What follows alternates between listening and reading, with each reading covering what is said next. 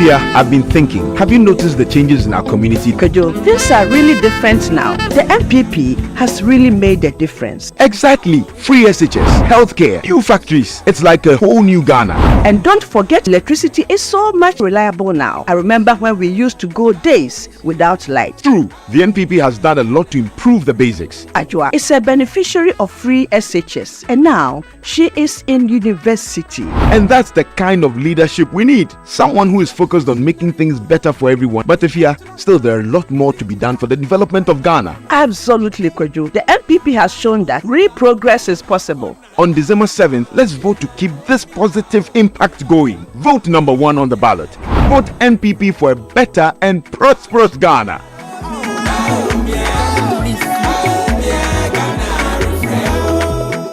Detailed news, unparalleled coverage. Citi News on 97.3 FM. Eyewitness News. Be there as it happens. Citi News.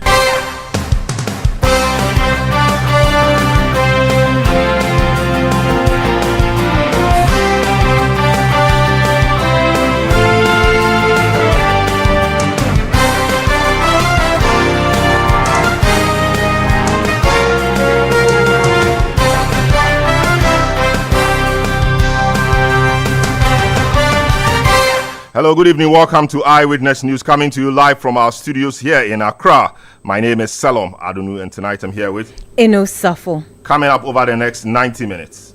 Both the plaintiff and the Attorney General have complied with these orders, and this court is able to complete hearing of this suit if the Speaker chooses to file no processes. For the above reasons, the application is refused. Supreme Court throws out Speaker of Parliament's application to vacate the Apex Court's ruling, staying the latter's declaration of 4 seats in Parliament vacant. Still on Eyewitness News.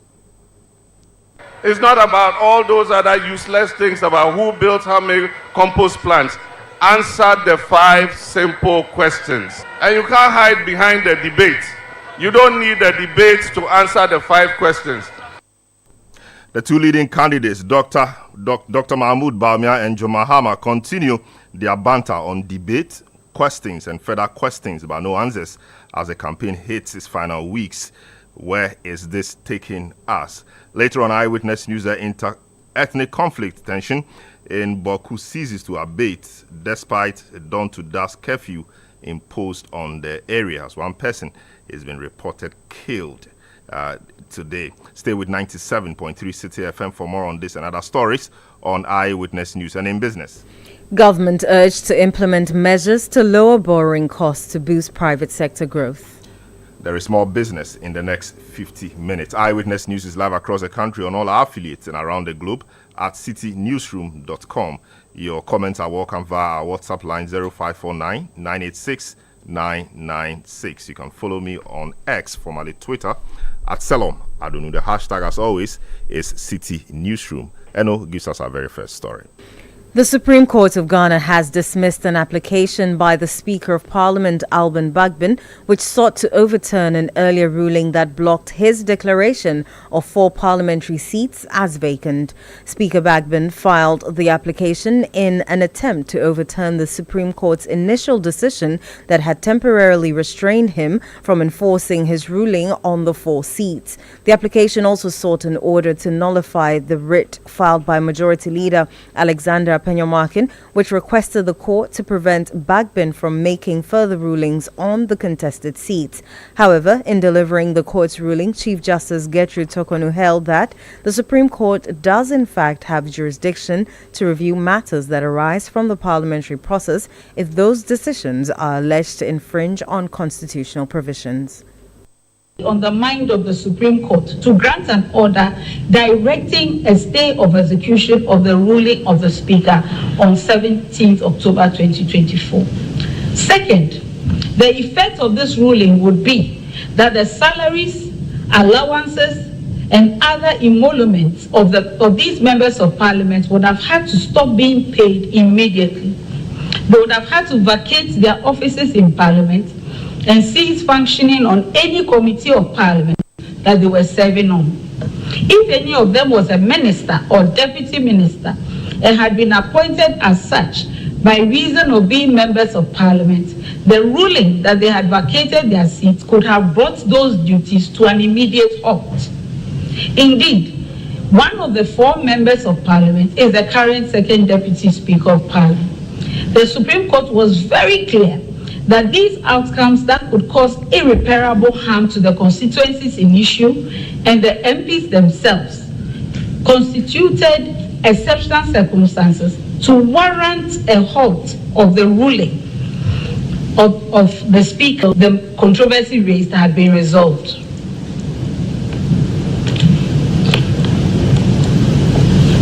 The consideration of these exceptional circumstances was clearly spelled out in the ruling of 18th October 2024. So it is surprising that the applicant should urge that the discretion of the Supreme Court was exercised in breach of Article 296. So why did the Supreme Court grant orders after hearing this application ex parte or without notice to the Speaker of Parliament? Once again, the ruling stated the reason clearly. The official records of Parliament for 17th October 2024 was placed before the Supreme Court as an exhibit. The record showed that the processes of court had been served through the legal department of Parliament, and this had been brought to the notice of the Speaker. He bantered extensively on this information with the plaintiff on the floor of Parliament. And the Speaker's only reason for choosing to quarrel with the summons from the Supreme Court, an application for injunction to restrain him from ruling on a matter premised on interpretation of Article 97(1)(g, was that as Speaker, he was only supposed to be served with court processes on Monday. This is an unfortunate interpretation of the first column of the circular referred to, because this circular provides for the Speaker of Parliament to be served personally on Mondays and through the legal department of Parliament on any day.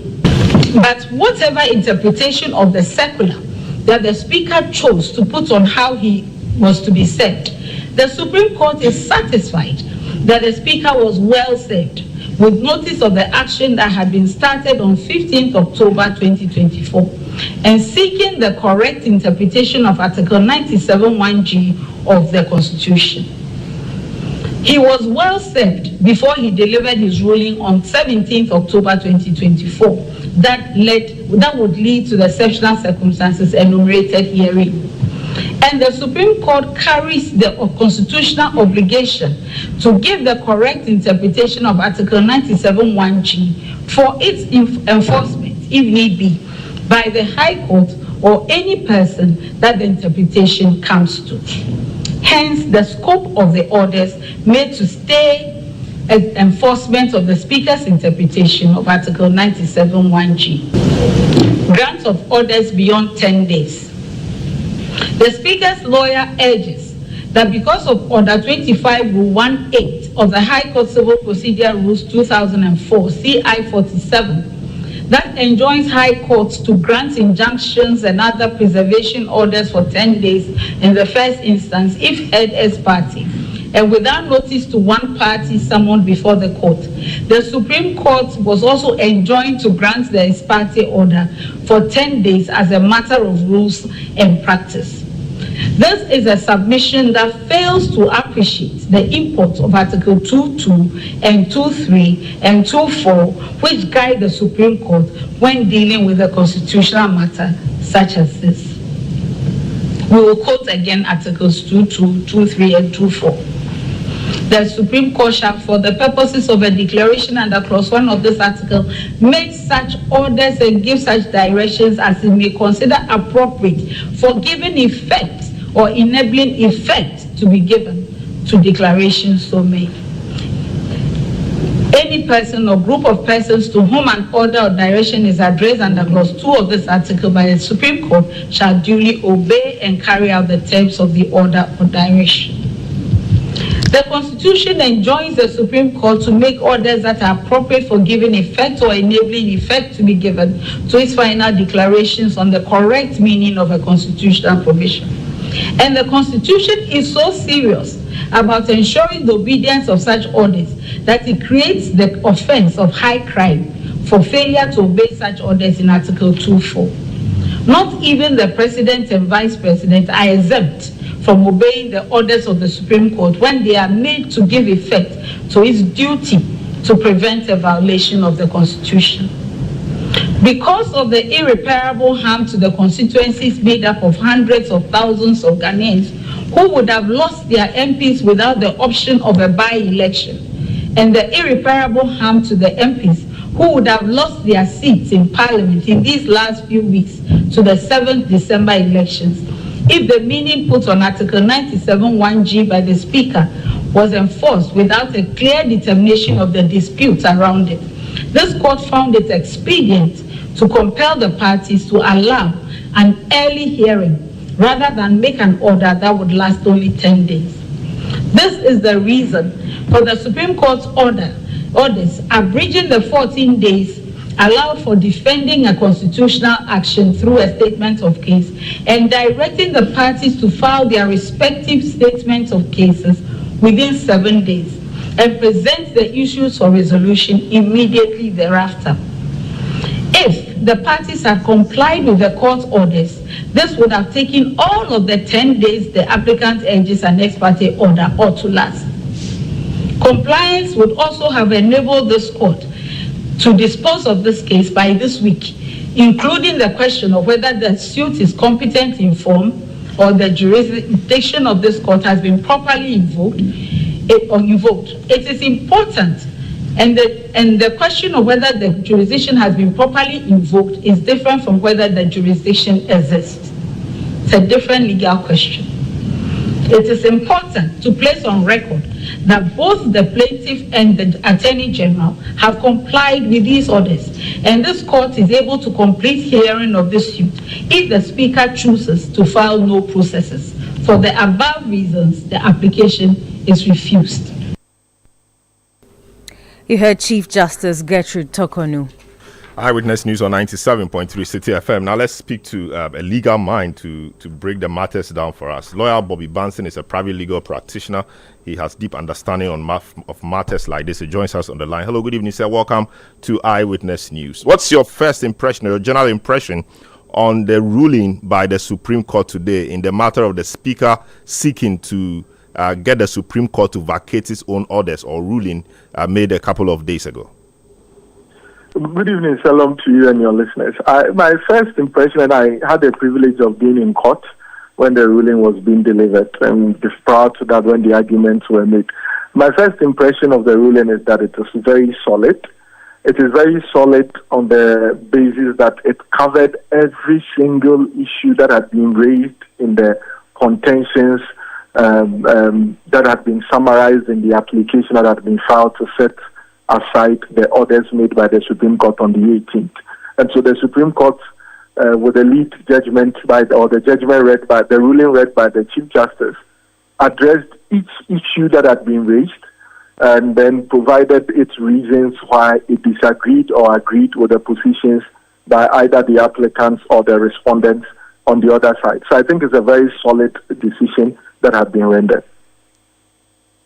I see, but let's delve into portions of it. I mean, the reasoning really. So the Chief Justice or the Supreme Court makes the point that constituents in those 4 constituencies may suffer irreparable damage should the seats be declared vacant now.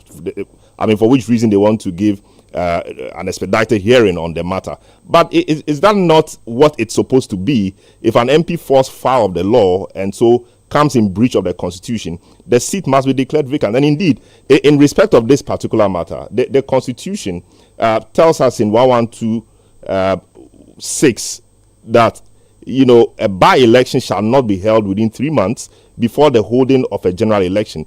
Clearly, the Constitution contemplated situations where people will be left unrepresented. So why was the Supreme Court, going on and on about this particular matter of no representation for a period of time? Well, the Supreme Court was of the view that before you can deny people that representation, you must come first to the conclusion that a member of parliament that has been elected by the people has breached the provisions in the articles that are the subject of the suit. Now, the Supreme Court is the position that as it stands now, because of the varying interpretations that had been put on that particular article or those articles, you cannot come to the same conclusion that the members of parliament had indeed gone ahead to breach those constitutional provisions. So do not hasten in concluding that they have breached, and then you are denying them, the constituents, the right of representation. Let the Supreme Court go through the process which had been initiated by Honorable Afenyo Makin to confirm the interpretation, either that of the Speaker or that of the Majority Leader.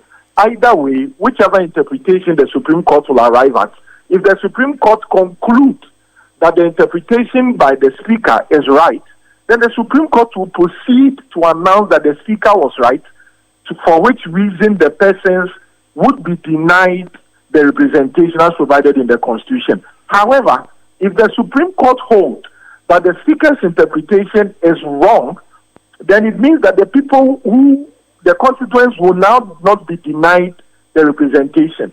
Now, the Supreme Court said, between now and when we give our judgment on the substantive writ, do not deny the people representation, because if you proceed to deny the people representation based on one side of or one interpretation, you would have gone before us, and the damage that would occasion these people cannot be repaired in any form or manner by way of damages, or you can't reverse all parliamentary proceedings between now and then and now let the people come back.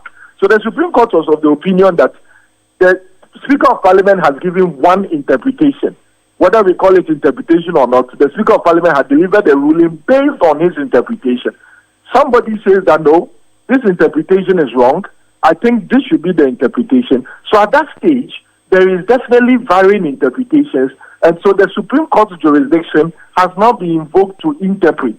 So what the Supreme Court is saying that until we finish the interpretation, none of the interpretation... Some arrangement between the Chief Justice or the judiciary and the legislature about when... So another department of the parliamentary service, you can do it on any other day. You could serve the legal department of Parliament. If you want to use that means of service, then you could do it on any other day. So that is how I heard the Chief Justice or the bench explain that circular. But the fact that the circular does not override constitutional provisions was well settled as well. I see. There were some other issues, prior to the ruling itself, which also occasioned some ruling of a sort. The recusal or the application for one of the members of the panel to recuse himself because they felt that he had ties with the governing party. What do you make of that application, and what do you make of the ruling of the court? I thought that application was rather interesting. My argument, and I agree with the ruling by the bench, that, listen, Parliament is the only institution under the Constitution that approves the nomination of anybody to the bench as the Supreme Court judge. This issue of the political alliance of the judge in question was raised before Parliament, and yet he was subsequently approved. And so if you file a matter before the Supreme Court and you now use that same reason as the basis for your prayer for that judge to be recused or for him to recuse himself, then you are revisiting an issue that has been well settled by Parliament, when there is no basis for the Supreme Court to review that decision of Parliament. Secondly, the MPP as a political party is not a party to this suit. There is absolutely nothing on the face of the writ or the processes that have been filed that states that the MPP has an interest in the matter, and this judge is still a member of the MPP, for which reason he would have influenced or taken any direction from the MPP in respect of this. In any event, when the judge appeared before the Parliament, he stated clearly that he had resigned from the party, and there was no contrary evidence that was adduced today indicating that he is still a member of the party, for which reason his decision or his judgment will be biased or influenced by any colorization. And I heard the Chief Justice also make mention that if you go to the judicial system now, there are former high party ranking officials who are members or judges, and yet, nothing is done, or it has not, there's no evidence that it has influenced or affected their decision making. I see. Thank you so much, Bobby Benson, for helping us appreciate the matters. But before you go, where does this leave us? I mean, where do we go from here? Well, I was happy that the bench appreciated or took judicial notice of the sensitivity of the matter and the need to resolve it. They have adjourned it for their decision of, as they call it, the hearing. They have asked the Speaker of Parliament, if he's so minded, to file his statement of case in response to the statement of case, which has already been filed by the plaintiff and the Attorney General, who is the second defendant. And so we would see a very quick resolution of this matter. And we'll all be interested in the decision of the Supreme Court as to the interpretation of those clauses. Remember, the issue of whether or not the Supreme Court has jurisdiction in the first place was also raised today. And I believe that in delivering the judgment, the Supreme Court would fully go into that matter as well, even though the ruling touched on some aspects of that issue of whether it should go to the High Court first or the Supreme Court. Speaking about the ruling generally, I mean, what do you tell lay people who say that upon hearing the Chief Justice or the court's ruling, it's quite clear where the direction of the court will be in the substantive matter? What do you say to persons like that, even though the matter hasn't been fully argued? This is more or less an interlocutory matter, if I may call it that way. What do you tell such people who think that listening to the court today, it does appear that the Supreme Court is clear on where it's headed? I'll be very surprised with that argument, because I didn't see or hear the Supreme Court make any pronouncement on the substance of the writ. I didn't hear that. And so all the interlocutory matters, the rulings that were delivered, were limited to the issues that were before the Supreme Court at that stage. And none of the issues before the Supreme Court that were determined today touched on the substance of the writ. So those who are making that argument, as a lawyer or as a student of the law, I don't think that it has any factual basis on the back of the proceedings that I listened to personally in court today. Thank you very much, Bobby Benson. Bobby Benson is a private legal practitioner. He's been helping us appreciate the decision of the Supreme Court today. This is Eyewitness News on 97.3 Citi FM. Let's speak to a lawmaker, Dr. Kwabena Donkor, who is the Member of Parliament for Pru East on the ticket of the NDC, of course. Hello, good evening, sir. Welcome to Eyewitness News. I'm sure you followed the proceedings at the Supreme Court today, perhaps online or maybe physically present in court, I'm not sure. What do you make of the decision of the court? Well, I believe the decision is not a legal one, but a political one. And I have also stated that this particular Supreme Court is more political than legal. If you listen to the argument of the Chief Justice and her ruling, that a number of Ghanaians, thousands of Ghanaians, will not have representation if the ruling of the Speaker is not stayed. It is the most flawed reasoning I've heard in Ghana's political economy. It is flawed because Parliament, per its calendar, will be rising in about 2 weeks from today. I see. That is one. Two, SAL has been without representation for 4 years. And they are not Ghanaians, or unless I want to believe that some are more Ghanaians than the other. Honorable Asiama was expelled from Parliament with more than 4 weeks to go in 2020. And the people didn't experience non-representation. But Honorable, of course, the fact that it was wrong some time ago doesn't mean it should be, and we knew it was wrong, doesn't mean it should be repeated. The other point really is that in the Isiama case, the first Isiama case in 2020, nobody tested the law. Nobody took it to the Supreme Court. Perhaps if someone did, we would have had the same result we've had today. I absolutely disagree. Once NPP petitioned officially and stated that in the NPP constitution, once you opt to go independent or stand on the ticket to another party, you have forfeited your membership of the party. And that provision of the NPP constitution still stands. So the speaker then had no option because he came to parliament on the ticket of NPP, and NPP said he was no longer a member of the party. So that was what. The heart of South. For how long have the people of South not been represented? In any case, by parliament's practice and convention, if a member of parliament resigns, dies, or for whatever reason, 3 months to an election, there is no by-election. The state stays vacant until election.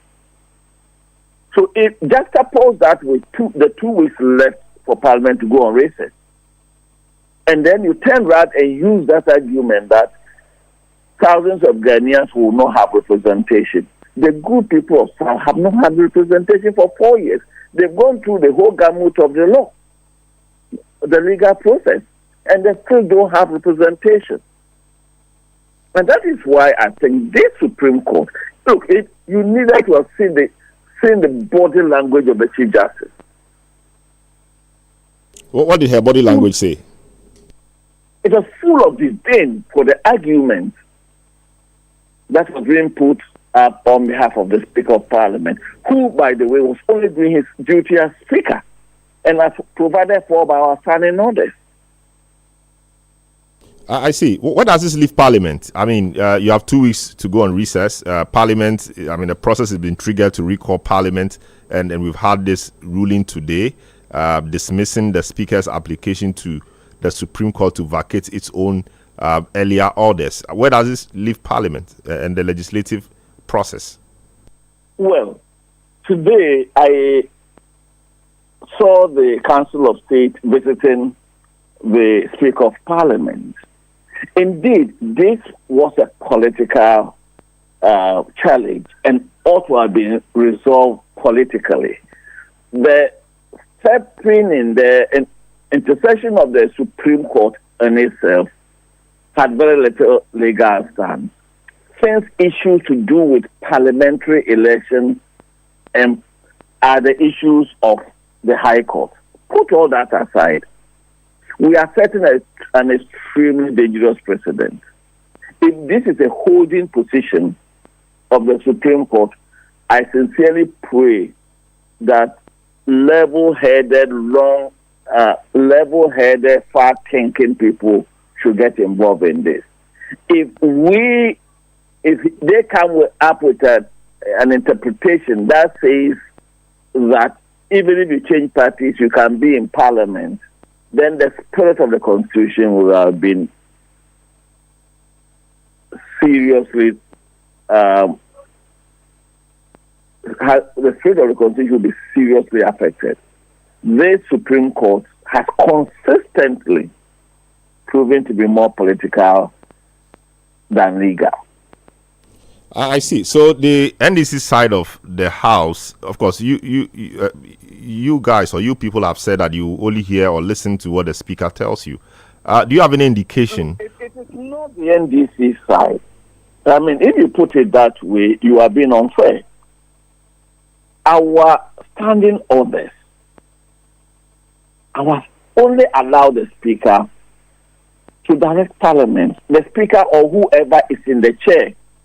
So whether it's the Speaker, First Deputy, Second Deputy, or in the absence of them, the one Parliament will elect to preside over a certain, they are the only people allowed.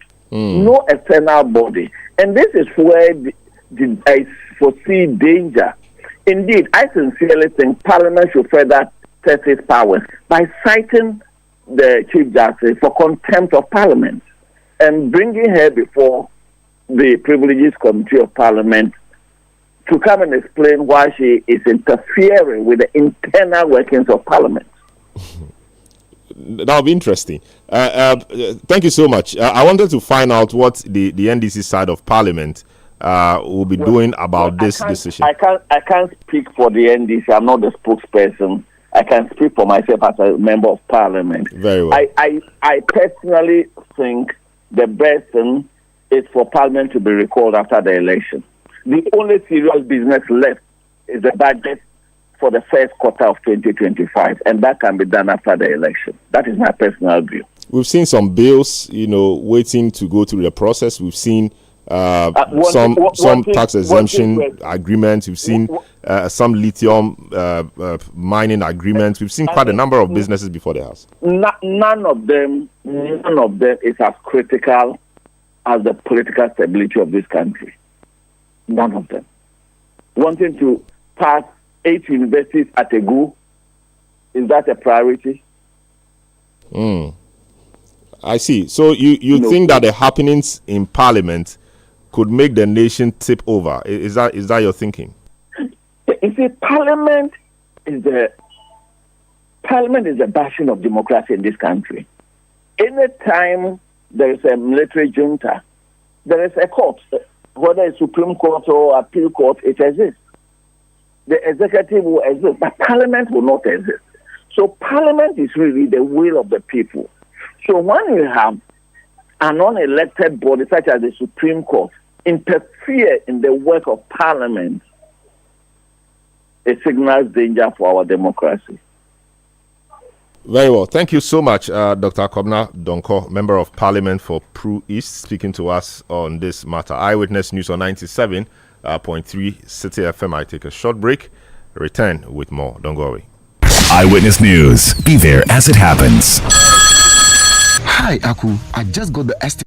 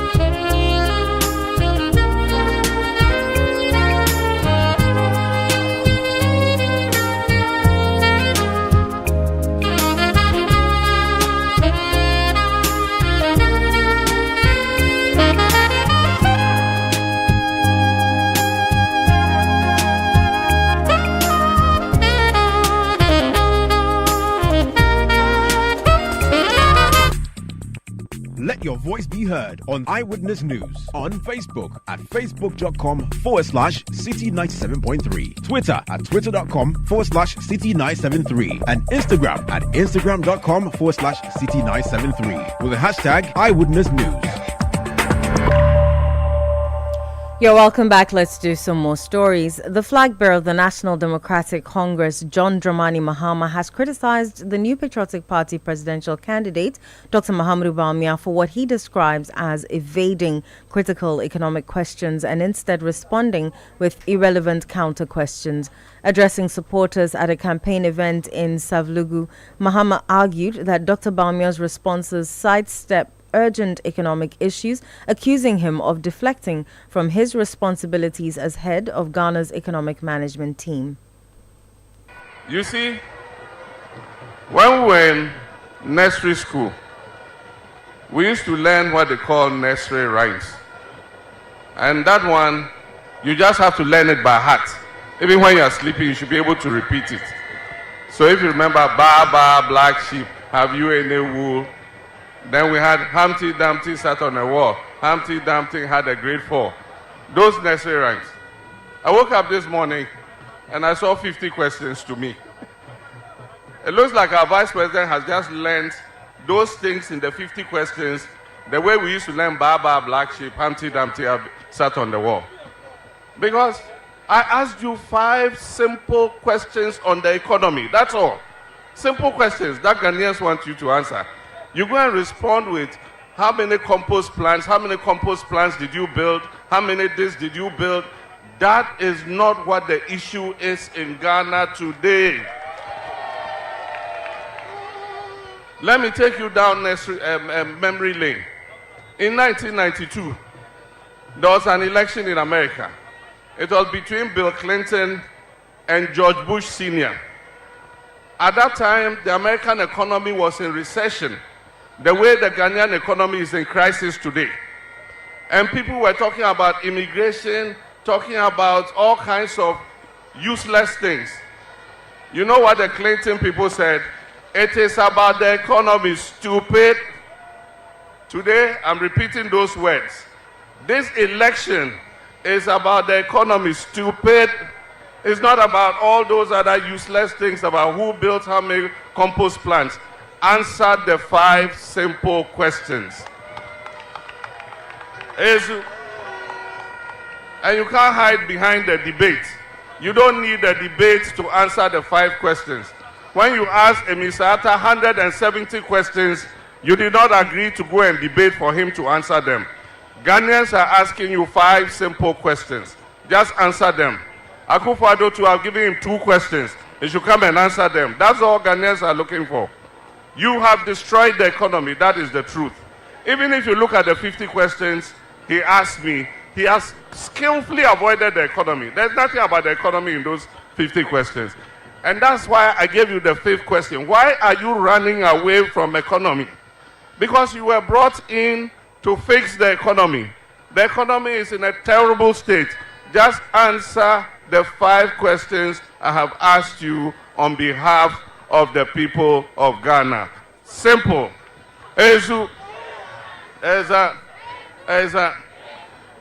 NDC is going to win this election. There's no doubt about it. National Democratic Congress flag bearer John Dramani Mahama there. Now let's hit the phone lines and speak to the Vice Chair of Dr. Bawumia's Manifesto Committee, Kojo Opon Nkrumah. Hello, good evening, sir. Welcome to Eyewitness News. Why won't your boss, Dr. Bawumia, our Vice President and the MPP flag bearer, just answer the 5 questions that will make progress? But who says there are only 5 questions to answer as we head for this election? I'm not sure it's the former President Mahama who determines what issues are issues that are germane to this election. There are questions about the economy. Dr. Bawumia has answered those questions extensively in the manifesto. He has spoken about them extensively in Cape Coast and as he goes across the country. But there are also questions about many other issues that Dr. Bawumia has also raised. And that is why he makes the point that if Mr. Mahama is really interested in having those questions, all of those questions discussed between the two of them, instead of going to hide somewhere in the north and raise those questions and say people should go and ask Dr. Bawumia, and that nobody should have any other conversation apart from answering those questions. He respectfully invites him to come forward, like is done in any other civilization. The two of them can have a sit down for about 2 hours and talk about, for example, the impact of the $600 million per year take or pay contracts that the former President Mahama left, which $600 million requires this administration every year to make demand for forex that we don't have, and its implication on debt and other things. So if the former President Mahama is really interested in having a conversation about this and not just doing propaganda on the fringes, I think there's a very beautiful opportunity for the two gentlemen, like it's been done in other countries, to sit down and have a debate on the economy. Dr. Bawumia is speaking about the economy every single day. He's written extensively about it in his manifesto, and he has proposed solutions to many of the issues that are globally hanging around, some of which are affecting us locally. Yeah, so the question many people ask is that why did Dr. Bawumia refuse a debate in 2016 and 2020, but want a debate now? I mean, people question what the principle is really. Dr. Bawumia was not the candidate in the 2020 election. In the 2020 election, the candidate and the party took a decision. He's the leader of the party today. And he says that as leader of the party, he's very happy to have a debate with anybody who wants to have a debate with him, more so if between him and the NDC's candidate, who is a former president of the republic, he as leader of the MPP today and as the candidate is very happy to sit down and have a debate with him to go through these numbers, for example, and come to a certain understanding right before the eyes of all Ghanaians to see the contrasting issues. When you take issues like cost of living, Mr. Mahama is going around the country shouting that cost of living is high, inflation has gone to 54%, when we all know the global cost of living crisis. Any class 4 boy who picks a phone and Googles global cost of living crisis will get answers to why cost of living and inflation has gone up all over the world, including Ghana. And today, the former President Mahama is asking about it. But if you look into our manifesto, if you listen to Dr. Bawumia, he has proposed solutions to cost of living, solutions to transport fares, solutions to energy prices, solutions to fuel prices. Mr. Mahama is going around the country capitalizing on people's genuine concerns about these things, and he has not offered a single solution. Dr. Bawumia wants to sit down with him in a debate and say to him in the face that, Mr. Mahama, these are the causes of cost of living, and these are my solutions. Where are your solutions? Beyond going around and reciting rhymes, ba, ba, black sheep, have you any wool, like he's doing on the campaign trail. What are your solutions? He wants to sit with him and have a debate with him on the solutions so that the good people of Ghana at home can compare the solutions and realize that one person has solutions that are feasible and workable, and the other person is just capitalizing on global challenges, some of which have hit us, and is telling rhymes as he's going on campaign stages across the country. I'm sure, I mean, his people will say that, of course, they've also thrown out some policies or promises or programs. So, for example, they talk about the moderator of the show. You, the moderator. Yes, because I'm speaking. Because answer question. Because I'm. Yes. Answer, what is their answer to increasing fuel prices? When fuel prices go up on the world stage, and it goes up here in Ghana and affects transport fares, Dr. Bawumia has told you that he's using a gold for oil policy to impact the forex part of the fuel price increase. What is Mr. Mahama's solution? Do you know it? Has he said it?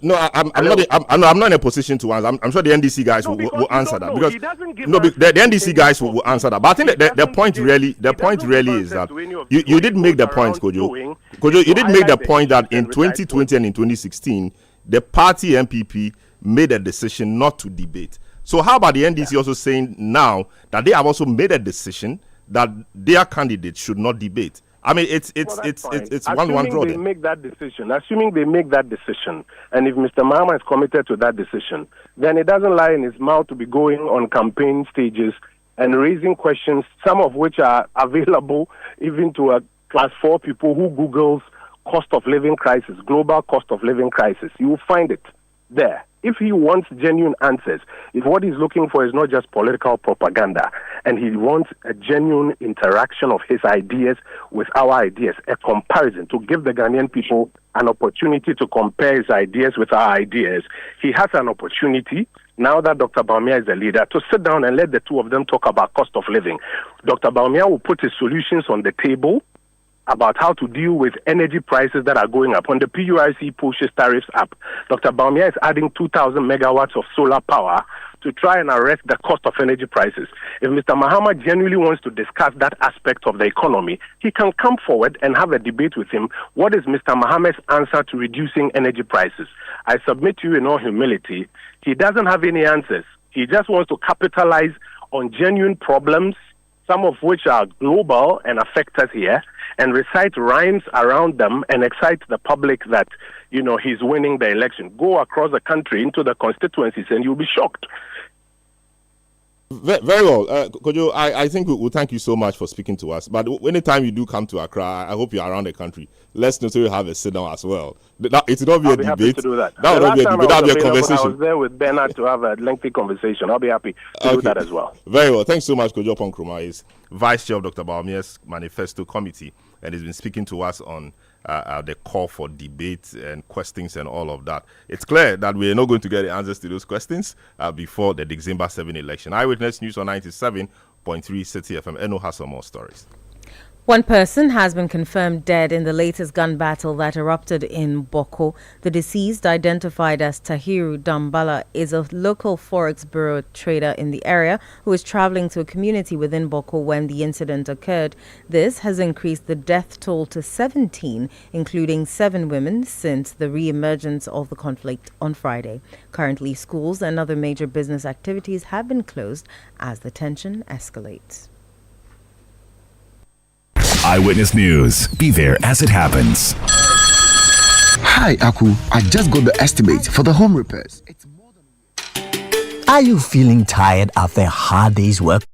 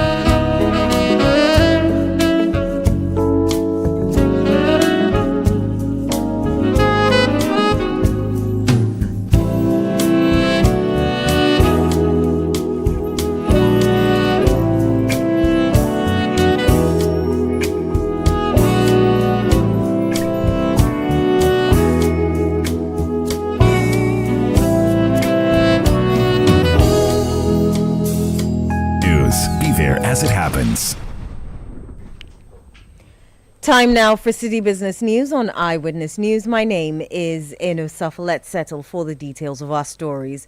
The cost of borrowing in Ghana remains an obstacle for private sector expansion, with interest rates at commercial banks exceeding 30% for corporate loans. The Institute of Statistical, Social and Economic Research is urging the government and stakeholders to implement targeted measures to address this financial strain, emphasizing that without intervention, the private sector will continue to face mounting challenges in accessing affordable credit. Professor Peter Korte is the director of ISA, and he spoke at the launch of the State of the Ghanaian Economy 2023. The monetary and financial indicators were generally more robust in 2023 compared to what we saw in 2022. I was looking at our lending rates, and I tried to compare with other African countries. On average, our lending rate is much higher, remains high compared to what you find in other sub-Saharan African countries.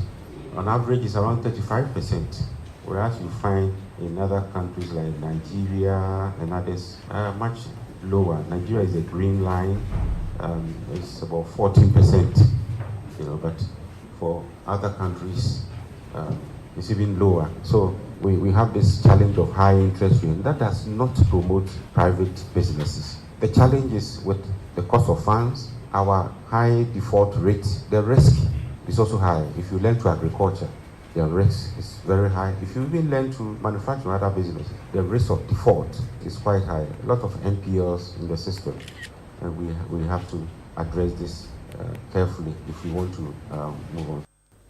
That was the director of ISA, Professor Peter Korte. Fuel prices are now edging closer to 15 Ghana cedis per litre, a rise that many industry analysts had anticipated due to ongoing economic pressures. While consumers bear the brunt, is there any relief in sight as the first pricing window beckons? There's more in the following report by Emmanuel Opong.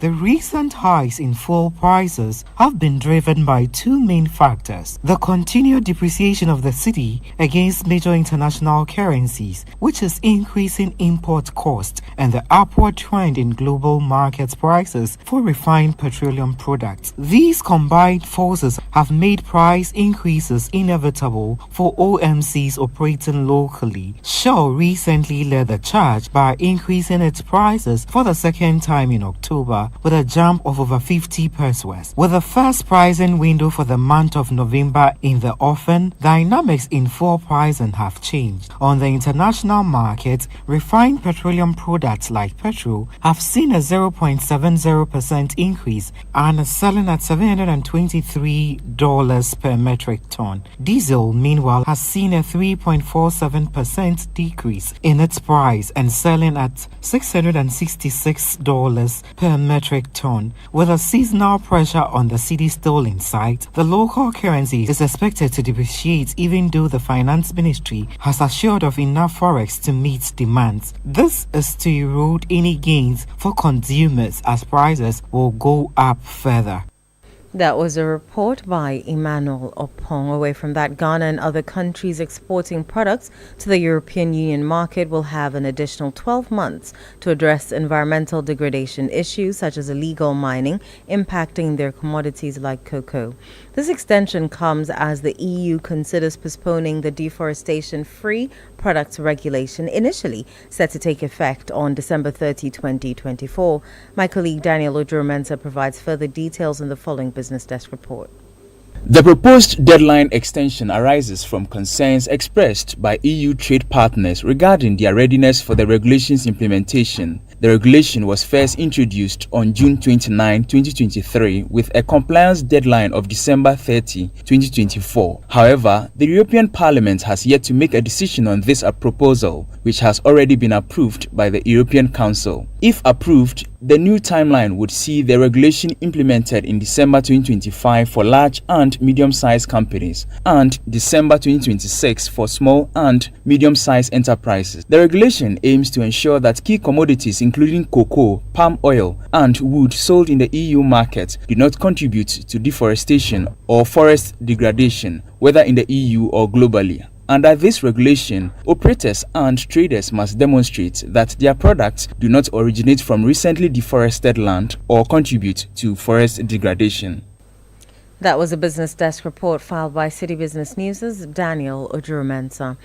Now, in a strategic push to shape the financial future of Ghana's youth, Stanbic Bank has launched its new youth banking service, adding to its range of tailored financial solutions. This offering, designed for young individuals under 25, aims to empower them as financially responsible contributors to the nation's growth and prosperity. Benjamin Mensah, head of personal and private banking at Stanbic, highlighted the initiative's potential to instill lifelong financial habits and skills among young clients. At Stanbic Bank, our brand promise is quite clear. We say Africa, or Ghana for that matter, is our home, and we drive her growth. And to be able to confidently say that you're driving the growth of a country, you need to focus on what is critical or what is crucial. Beyond the banking, obviously we'll help them to transact, they'll be able to move money in and out fairly easily. They'll be able to have all the digital platforms, and that helps them to be able to do the transactions at a click of a button. But beyond that, they're going to be able to have a platform to learn. We're also looking at ways we can help them to connect to like-minded people as well. So through a number of interventions like the Stanbic Incubator, which we have, through financial literacy programs, which we'll be running for them. That was the head of personal and private banking at Stanbic Bank Ghana, Benjamin Mensah. Stanbic Bank's chief executive, Kwamina Asuminin, urged parents to support this new package, assuring them of a secure and enriched digital experience for their children.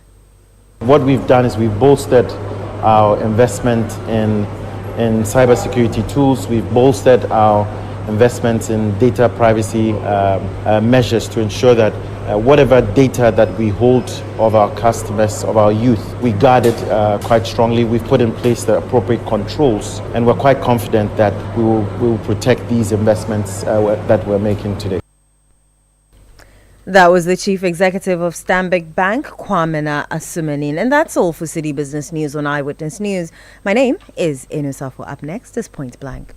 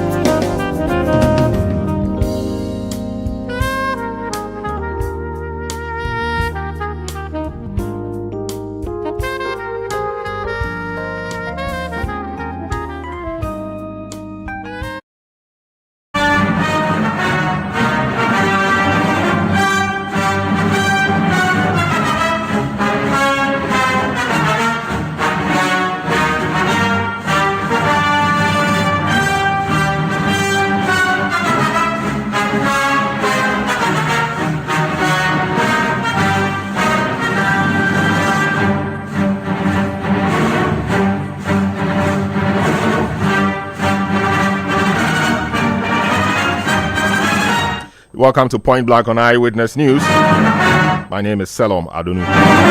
18 minutes to the top of the hour. And Point Blank is brought to you by Kivo Pepper. Moko Show. Tonight on Point Blank, we focus on the Okankwe Central Constituency. A constituency created in 2012 and has since been dominated by the MPP. Indeed, the current member of parliament, Yabuama, has been the same person since 2012. Tonight we have the NDC candidate in the studio in the person of Baba Sadiq. Quite a popular face in the entertainment sector. But he's a politician now. He wants to go to parliament on the ticket of the NDC to represent the people of Okankwe Central. Hello, Baba. You're welcome to Point Blank. Selorm, thanks for having me. Yes, how is the campaign going? I mean, a few days, about 38, 39 days to the election. How is it going for you? Well, so far it's been good. The feedback is great. I think that gradually the people of Okankwe Central are accepting our message of change and are looking forward to the refreshingly different transformation that we're promising to bring to Okankwe Central constituency. Well, when you say transformation, what do you mean? What is transformation in the sense of the NDC and Okankwe Central? Well, there are, a lot of things. You can look at it from various sectors, but first off, in the constituency, 80% of our constituents are young people below the ages of 50 years. Okankwe Central is one of the constituencies with the highest youth unemployment within the constituency, regardless of the fact that there are able-bodied young men and women who are interested and ready to work. We think that there hasn't been any innovative idea to address that particular challenge. So the presence of a youth and a job center in the Okankwe Central constituency to address that and more would be a transformational idea to transform, creating sustainable livelihoods for the youth in the Okankwe Central. Beyond that as well, when you come into Okankwe Central, in all the 5 electoral areas, over time, the constituents, opinion leaders, chiefs and everybody have expressed what they would have wanted to see within Okankwe Central, for instance, in terms of education, social infrastructure, and all of that. That, I think, forms the Okankwe Central, infrastructure blueprint. And these are things that we're looking to also address. In terms of education, until NDC left in 2016, the biggest educational investment has been the 3 millennium schools that we got, which was established by His Excellency John Dramani Mahama in Fadama, in Tesano right behind you, and in Apenkwa. The intention behind it was to cap it off with a community secondary school in Okankwe Central, for instance, which is something that would be greatly desired and will be transformational for the people of Okankwe Central. Thankfully, in terms of the conversation we've had with His Excellency, it's something that he's really looking to do. In fact, if you look at our manifesto, a promise has been made relative to that when it comes to the inner city part of it, where a community secondary school, for instance, is being looked at to be established. And one of the areas or constituencies we had to make a case for, also because I also sit on the inner cities development team and actually lead on that, is Okankwe Central. And so this will be transformational for Okankwe Central. And the CHIPS compound in Okankwe Central, which was established by the NDC, was intentioned to also be expanded to grow gradually to become a major or health center for the constituency. These are things that will also be transformational. In our manifesto, we promised a market re-enhancement program, and that Becca market, since the NDC established it, has never seen any facelift, any renovation, any expansion, any major works. And it's one of the places that we've earmarked to benefit from the NDC's promise for market redevelopment. So these are a bit more of what we're looking to do. Most importantly for us, and also because the party has made certain specific promises, it's important that whoever is looking to become an MP creates an idea that well positions us to take advantage of some of these national policies like the National Apprenticeship Program, which will benefit not only young people, but also even masters of art or artisans within the constituency who can take in a lot more young people, providing the necessary training and get the support from government. These are some of the things that we're looking to do that have since been accepted by the constituency. This has been absent in the last 12 years since we were carved out from Okankwe North constituency. And so this forms the foundation of the message that we've been preaching in the last few months since I became parliamentary candidate. I see. A lot of the people in this area are young people. Right. Young people. We talk about education. We talk about jobs. Jobs. I mean, so a lot of them are jobless. They want to work, and you're saying that there's a plan for them. We'll come to that. But they show about education. A lot of these guys have benefited from free SHS, which they think is a good thing. Indeed, it's a good thing. How are you telling them, or what are you telling them, makes you different from the current or from the status quo? Because in the status quo, they've enjoyed free SHS. I mean, they've attended school for free. They're now looking forward to doing other things, etc. What are you telling them to make them leave the status quo and follow you? Well, I mean, a few of them, in fact, and I met some of first-time voters today that have just completed secondary school, are waiting results, and are looking to go to university. Don't forget, the NDC did promise a free tertiary, first-year free tertiary education for those of them that may have benefited from the free SHS and are also looking to go to university for the first year. Beyond that as well, we've had to speak to them and expand the conversation to them relative to the Student Loan Trust Plus that we intend to execute, because that question has come up, that if you are actually looking to address the first year, what do you do subsequently when they get to level 200, for instance? And they're excited by this news and this promise from the NDC.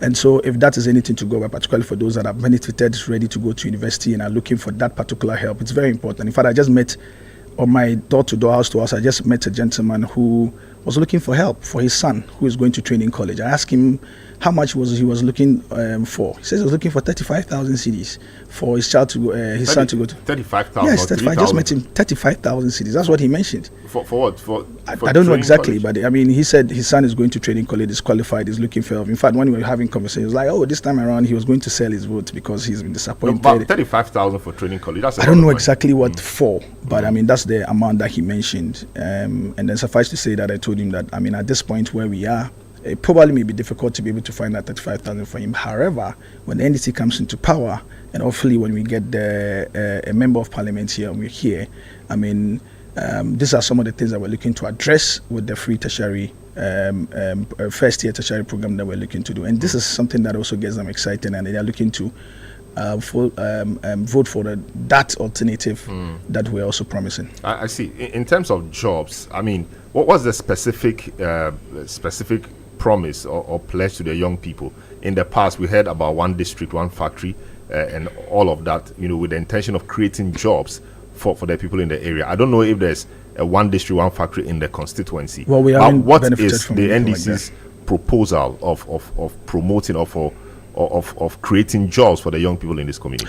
Well, we have already been promising, speaking about the Youth and Job Center. Like I said, I think that when there are when you identify perennial problems such as, youth unemployment, you need to find an innovative solution that can help you address it. The Youth and Job Center is that one-stop shop that we're looking to use to address the situation of youth unemployment in Okaikwe Central Constituency, among other things. The Youth and Job Center. But the Youth and Job Center, I'm sure will work if there are jobs. So you go to the job centers to get placed. No. So exactly. So this is the Youth and Job Center. When it's working, we do, among other things, coordinate job placement for young people in various different sectors. Look, there are a number of businesses within the Okaikwe Central Constituency. There hasn't been any place that is interfacing with these business organizations and trying to make a case for them to prioritize young people from within the constituency. Through the Youth and Job Center, we intend to build this particular relationship. Fortunately, Channel 1 TV, Citi TV, you are here. If we have a program such as this, where we can have a conversation to say, every year, if you have your internship programs, please, out of 10, if that is your target, leave 2 or prioritize 2, make it an Okaikwe Central 1. Let's have that particular engagement. The biggest advertising group in Ghana is in the Okaikwe headquarters in the Okaikwe Central here. The Argon group is here. They've got Karat, they've got Visium. There could be a conversation. 18 Drugs is here. There could be a conversation relative to that. Beyond that as well, when you are in power today, we know that the role of the MP has morphed into all sorts. In fact, the kind of MP we're looking for today is not just the MP that can just make laws, as it is, because that's the ideal situation. You're looking for an MP that can begin to think and create initiatives that can begin to address some of what the law that he or she is supposed to pass is supposed to address. And jobs are part of it. So some of the things we're looking to do is to have this particular relationship. Beyond that as well, like I said to you, the National Apprenticeship Program is something the NDC had promised. How do we position ourselves as a constituency? How do we even plan and project to ensure that we will get at least 3,200 people from our constituency to benefit from that within the 4-year period? You can do that through the Youth and Job Center, where it becomes the point where you can mobilize, identify, organize these young people and transfer them onto the National Apprenticeship Program for them to receive the necessary training and support. Beyond that 3,200 young people you're actually looking for, then there is this artisans there are a lot of artisans in the Apenkwa enclave. All of them every year have the chance or opportunity to be able to take on a lot more young people and take them through the necessary training. How do we identify these these artisans who have the space and could, take some of these young people through the necessary training and get them the necessary support for them to be able to do so? You can do that through the Youth and Job Center, and because it's also more youth and job centered focused. Then you can use that particular side also to be able to interface with the big trader community, big commercial transport group along the La Paz area. So you can be using that to address their challenges and knowing some of the things that they are doing. It helps you to plan for them. So this is about some of the things that we're looking to do. Again, through the Youth and Justice, we would have certain programs like what I've already promised, I've spoken to them about, which is what we call the DICE programs. The DICE programs essentially is Digital Innovation Creative Economic Programs. The idea behind it is that, for me, as an individual, I benefited from Impact Hub's creative program. That is where we started 3 Music. We started in a maker space, just a small space in Impact Hub, because Impact Hub had a co-working space where businesses such as us, startups such as myself, who could benefit from. And that is how we built it, scaled it up to what it's become today, which means that somebody that has gone through such a training, I understand and know the benefit of how, if you have such a program, have a space within the constituency where people that are interested in any of the creative industry, just from editing, from graphics, sound production, could get the necessary support, the necessary boost for them to be able to scale up and build their business. We think that such an innovative idea in having a youth and a job center in the Kaikwe Center would go a long way in addressing the massive youth unemployment that we've experienced in the last few years. I see. You are a creative person. So what's the plan for the creative sector, the NDC's plan for the creative sector, and how do you translate that to benefit the Okankwe Central constituency? Well, there's a number of them that we've already outlined. A key point of it is that the industry had been lacking. The creative industry bill had been passed, and since 2020, the critical ally to operationalize that creative industry bill and to also operationalize the creative arts fund has not been passed.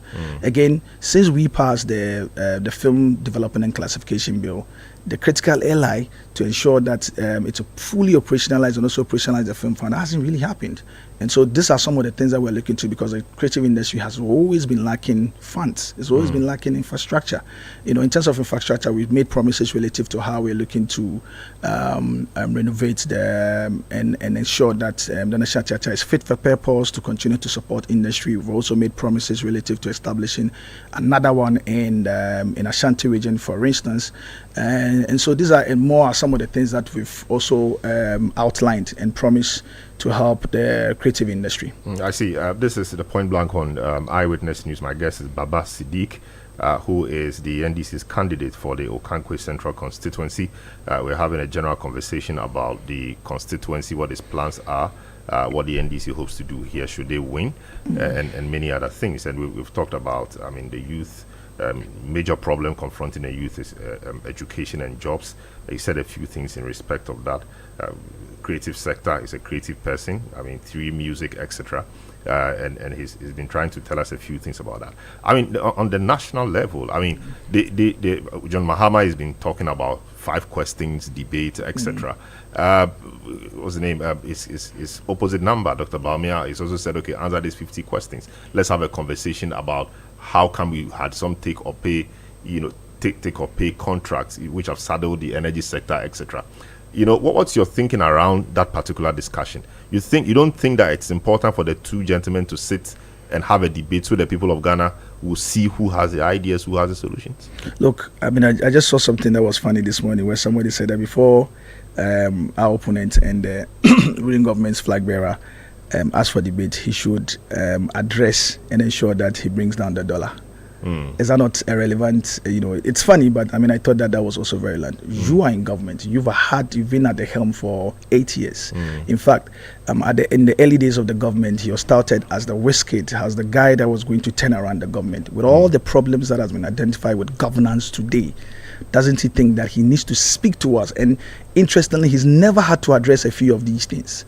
Governance challenges. What exactly has he been said? It's made a point that what has he said exactly? In a global economy, the global context really speaks to why there's high inflation, why the exchange rate is misbehaving, and all of that. Ghana is not in isolation. We've had the RU war, we've had COVID, and we are just recovering. We've had a DDEP and all of that, and the verdict is that the economy is turned the corner. The economy is beginning to do well. So it's just a matter of time and things will fall in place. It will be interesting for anybody to continue to cite COVID and all of the issues. But it's a reality. But no, it's not a reality, because this is a particular government that got so much more even from COVID. This is a government that had benefited so much from COVID. How much money did we get in our research envelope through the COVID fund, for instance? Till today, even when COVID is still not around, the COVID levy still exists. They got so much more in terms of that. They've got so much in our resource envelope. They've got so much from, and proud to actually even the NDC living government. Then few other initiatives that we left for them in terms of, the stabilization fund, the ESLA, and all of those things. This is also to cushion certain specific areas. What has happened to these things? What are specifically what they've been able to do relative to these things to ensure that the economy is turning around? And so, like it's been said severally, the current vice president cannot be demanding for debate when there are key issues he needs to speak to us about and accept his failures on. But the fact that the economy is challenging now doesn't mean that we should go for John Mahama. John Mahama must prove himself. All right. So, what are the ideas? Of course, the two of you should sit down. We see who has the ideas. Selorm, you need to understand one thing. If you compare John Mahama's 4 years to the last 8 years, you don't think it's shown and proven enough that that one competent person but that John can Mahama turn was around president. the economy? No. But Mahama is not been president. But he was a president. He was a vice president that was touted to have been in control. Isn't it funny that the same person? Isn't it interesting? Isn't it interesting that he's credited for some of these things and he runs away from the failures of the government? Isn't it interesting? I'm not sure he's run away from even in terms of digitalization. In terms of digitalization doesn't just happen. It's a progress. It is a state. It's where we are supposed to be in the world. It's a work in progress. Nobody takes credit for digitalization. It's been a work in progress over time now. For instance, let me give you an example. He's been the guy to champion it. Our lifestyle changes today has changed the way we consume media and entertainment today. That's true. What has Bawumia done to take credit? No, what has He Bawumia can done to facilitate the process. How did he facilitate for example, what exactly bring has down he the done cost of internet. It is still high. Yeah, but because the telecommunications companies will tell you, for instance, that the corporate taxes they are having to pay, which they are passing on to consumer, continues to make Ghana one of the expensive creating streaming platforms is promising and all of that. So but he hasn't done that. He hasn't done that. It's a process. Maybe 2 years ago, he's been at the helm and has taken credit for this for 8 years. And you just told me that. The advancement of the lifestyle, etc., is determining or changing how we consume media. So 5 years ago, streaming platforms may not be so important as they are today. No, even though they were important. So it depends on how. I think that it depends on the priority. We attach. I think that a lot of people are misinformed about a few things and are taking advantage of it. You can track back and see. I launched the Boom Play in Ghana here years ago. By the time I left the Boom Play, I had almost 11 million users in Ghana here. It was still relevant. It was still relevant and a major payout for industry. In fact, if you ask a number of our talents that have been in industry for the last 10 years and active, they'll tell you that one of their major revenue sources had been digital. What exactly did you do relative to that? What exactly did you do relative to fintech in terms of Momo and what the development and what Momo has become to us? But that's been a work in progress. Yeah. What exactly did you do? So in one breath, you talk about work in progress. So specifically, Selorm, what is he taking credit for when it comes to interoperability? because the conversation preceded him. So what is he taking credit for? But he's taking charge of it. He's championing it. No, so you are taking charge of the OTT platforms that you've created. Yesterday, I saw a very funny conversation regarding QR and comparisons between QRs and mobile money.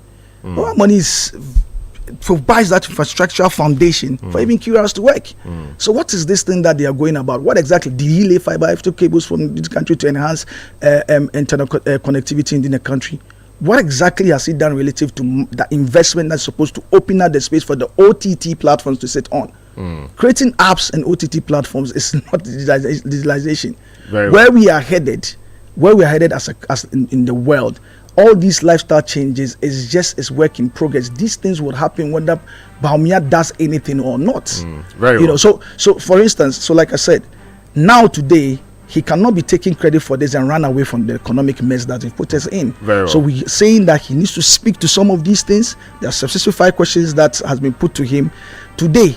Where he's sitting, we sat there before. When we were there, he was asking the questions and demanding answers because we are the help. Today, he is also sitting where he's supposed to provide answers to the people, where we are also supposed to ask the questions, not for him to debate, for him to come and engage in all those comical things that he's been doing across on the campaign. That was Baba Sadiq, NDC candidate for the Okankwe Central Constituency. In 10 seconds, what's your final word to your constituents? Well, the final word is that I think that in Okankwe Central, we've had okay leadership in 12 years. This is a time to unlock a refreshingly great leadership in Okankwe Central. Baba Sadiq represents the new hope. Baba Sadiq represents fresher ideas, innovative solutions to the challenges we face in Okankwe Central. Anybody that is in any of the 5 electoral areas in Okankwe Central, be it in Apenkwa, Tesano, Abeka, Fadama, La Paz, and everybody, this is Baba Sadiq, represents hope. It represents fresh ideas, new energy, and I think that in Okankwe Central, we've made that statement when we're together in Okankwe North. Okankwe Central didn't used to vote for people beyond 2 terms. In Patrick Yabuama, we've been magnanimous and graceful enough to have given him 3 different terms, 12 years. He disagreed with Honorable Elizabeth Saki when she had 8 years. He disagreed and took a stance and said that in 8 years she would have done everything that she needed to do, and so he should be given the opportunity. Today he's had 12 years and we're still having one of the massive youth unemployment in the Okankwe Central Constituency. So we think that it's time for him to leave, it's time for him to exit, for fresher, bolder, new ideas to emerge in the Okankwe Central through Baba Sadiq. So everybody that's listening to us in December 7th, just look at the umbrella, vote for Baba Sadiq, vote for His Excellency John Dramani Mahama. Let's come in, let's form the majority in government, and let's development in the Okankwe Central. Very well. So that was Baba Sadiq, member MP aspirant for the Okankwe Central Constituency. This is how we conclude today's edition of the program. Point Blank is brought to you by Kivo Pepe, Moko Show produced by Nana Kobna Wilson, Samiri Afi, and Beverly in London. Earlier you heard Eno Safo. Social media support by Edwin Kwakofi.